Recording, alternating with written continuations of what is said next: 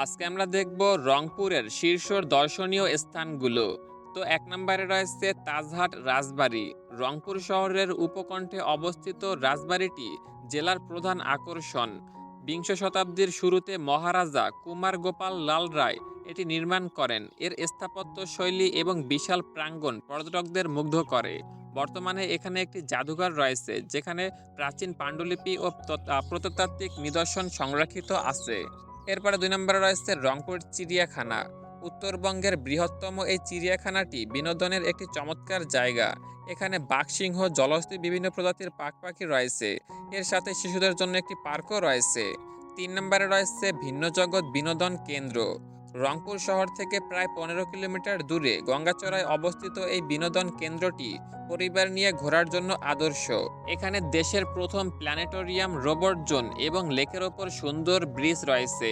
৪ নম্বরে রয়েছে Carmichael college. ১৯১৬ সালে প্রতিষ্ঠিত এই শিক্ষা প্রতিষ্ঠানটি এর চমৎকার স্থাপত্য এবং সবুজে ঘেরা বিশাল ক্যাম্পাসের জন্য পরিচিত। ব্রিটিশ আমলের লাল ইটের তৈরি মূল ভবনটি অত্যন্ত দৃষ্টিনন্দন। ৫ নম্বরে রয়েছে চিকলি পার্ক। শহর সংলগ্ন এই বিলটি বর্তমানে একটি আধুনিক পার্ক রূপান্তর করা হয়েছে। এখানে নৌকায় ঘুরে বেড়ানোর সুযোগ সুবিধা রয়েছে যা পর্যটকদের বেশ মনোমুগ্ধকর। ৬ নম্বরে রয়েছে বেগম রোকেয়া মেমোরিয়াল। নারী জাগরণের অগ্রদূত বেগম রোকেয়ার জন্মস্থান মিঠাপুকুর উপজেলার পায়ের পায়রাবন্দে অবস্থিত এই মেমোরিয়ালটি, এখানে তার স্মৃতি বিজড়িত ঘর, পাঠাগার এবং মিউজিয়ামও রয়েছে। ৭ নম্বরে রয়েছে সংগ্রহ সুরভি উদ্যান। রংপুর জিরো পয়েন্টের কাছে অবস্থিত এই উদ্যানটি বিকেলে ভ্রমণের জন্য জনপ্রিয়।